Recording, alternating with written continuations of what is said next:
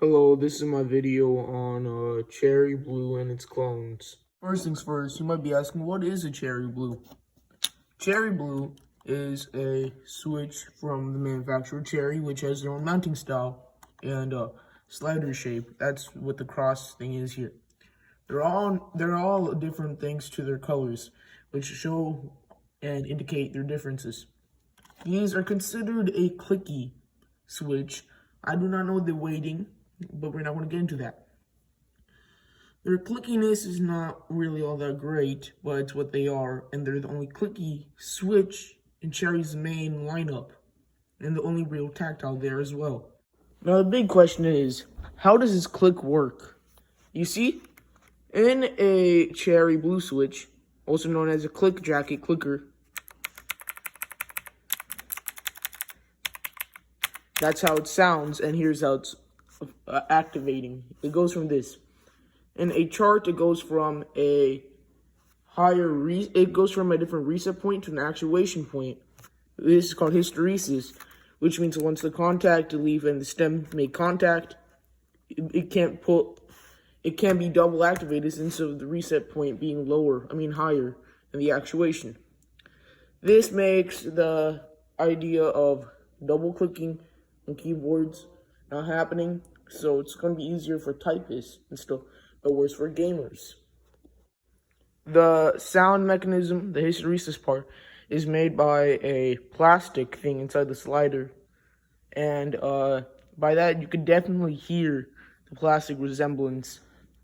And keep in mind, I have to use this bar stool thing, so it's going to be a little more dampened than usual, but it's better than using this table, which is kind of little dirty around and doesn't have sufficient lighting compared to this the placement of this bar stool. So here's how it sounds.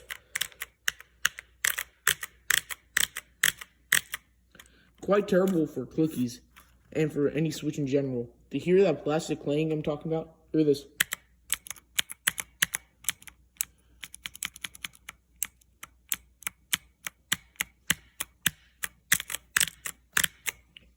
And yes, right there is the plastic clang it makes. It's not the most greatest of sounds. Even Cherry hated it.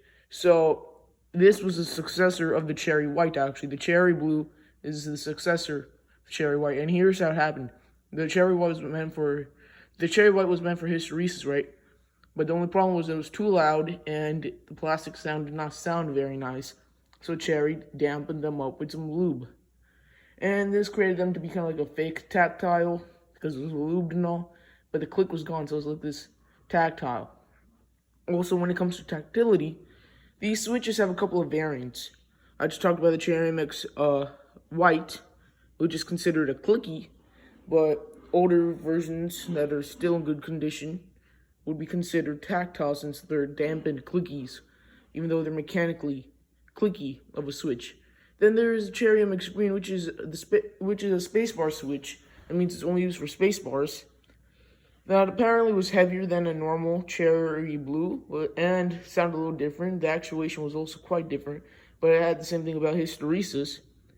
And yeah, that's practically what it was. But then it was also classified as a tactile since it was way more tactile than the Blue, but it didn't have that good of tactility. And now here comes Spring Ping. Cherry boards and switches are known for spring ping, and to show a good example, with high proficiency and efficiency at the job at hand, this A key will do.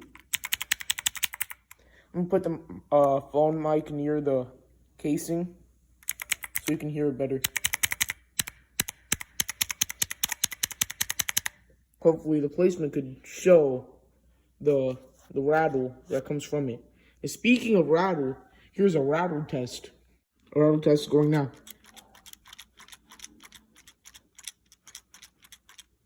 Yes, you can hear a sufficient amount of rattle from the actual clicker itself moving, which in theory is good because of the hysteresis part showing that it's functionally working.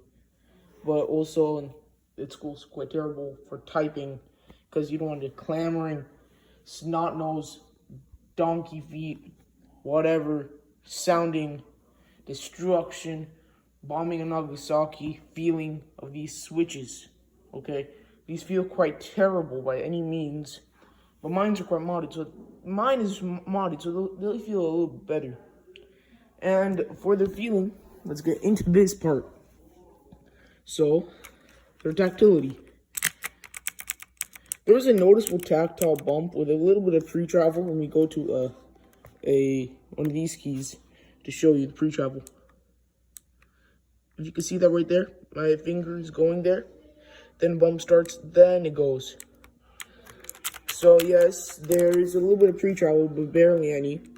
You can feel the tactility, but it's not really even there. It's kind of low. It's not a bad feeling switch.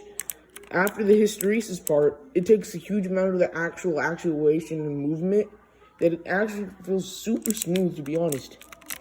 But the sounds, thanks to plastic hitting off of it, makes it unsmooth. So if you are a weak typist, which I'm not, I'm a heavy typist actually, these switches would be kind of up your alley more than heavy typist. Thanks to, when you're a heavy typist, you're hitting that uncomfortable, scratchy hysteresis bottom out. But since they're quite heavier than normal switches, if you just bottom out, they kind of feel just smooth. They don't feel really all that bad. This is me just typing really light. A big question is the Cherry MX White. How did that sound? Well, let me show you. Here is a lubed one.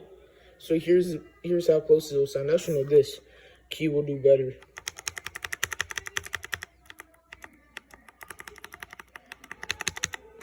Yes, it actually sounds this good of a linear switch. It's actually very quiet. I really do like this sound, but you kind of have to overlube it. There's some other ones. See, if you don't overlube it, you get a little bit of the click. But this dampened click is still nice and all.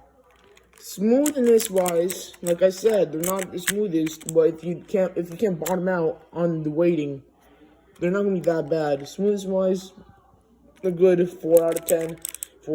And that's with the bottom out. For non-bottoming out, good 5.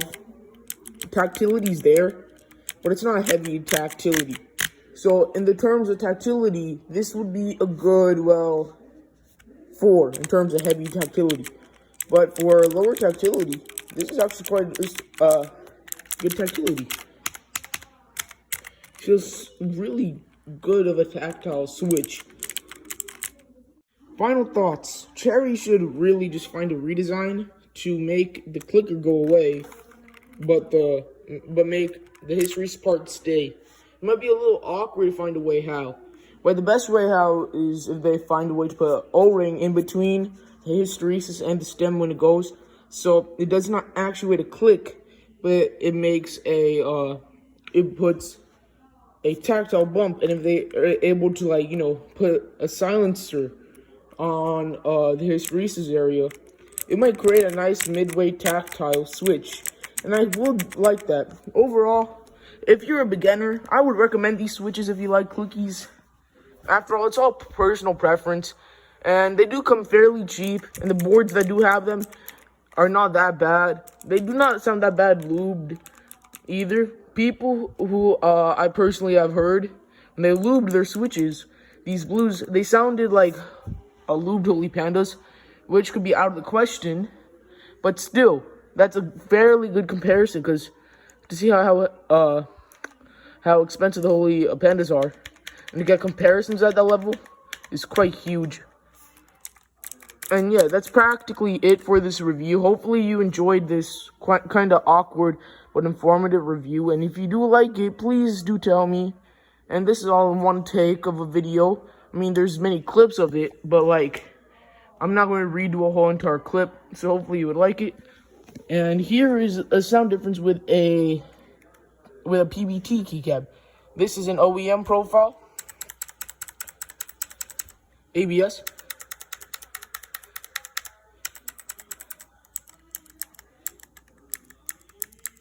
I kind of do prefer the sound of the ABS keycaps, which is one and only time I'll ever say that. And yeah, they do sound different with keycaps. And right here, if you don't realize, these OEM keycaps for this board. For lower, the switch placement, the lower the keycap. So this keycap here is SA profile height. Here's how it sounds compared to normal. Wait, that's modded. Sorry, to normal.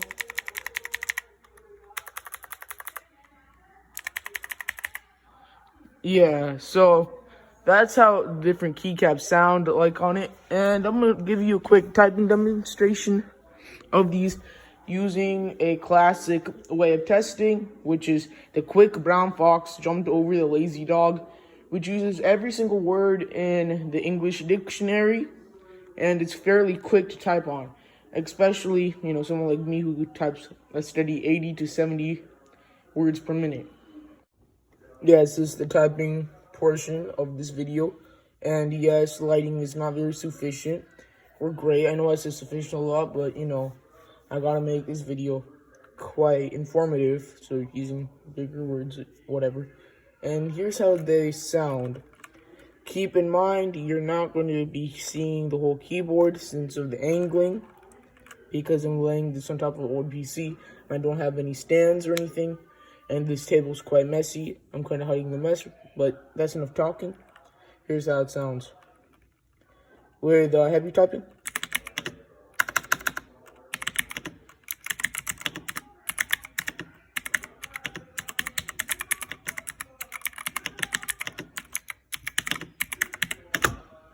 That was with heavy typing. Now look, slower, not bottoming out, but still fast typing.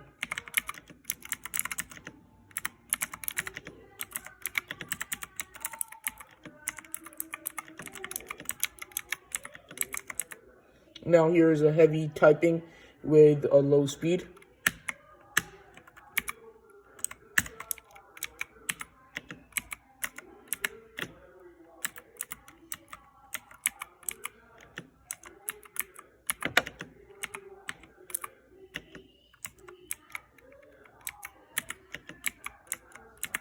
Now here's that with softer typing.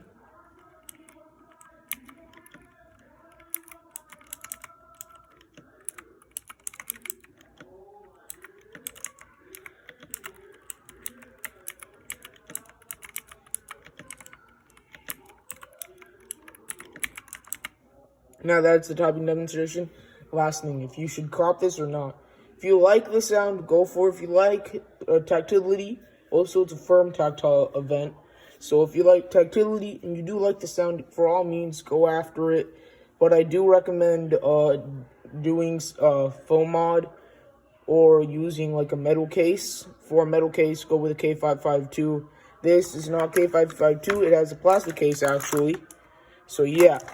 With a metal case, it'll be much more higher pitched, and you can't really hear the rattle as well. And that's also the same thing with a foam mod. And to show you a build construction of this board with these switches, I don't have a metal version of this, but I would use the front plate for this. Here's knocking on the back side, which is plastic with these switches.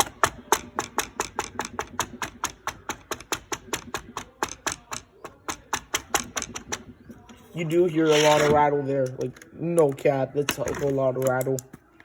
Now on the metal side, let me put this up here.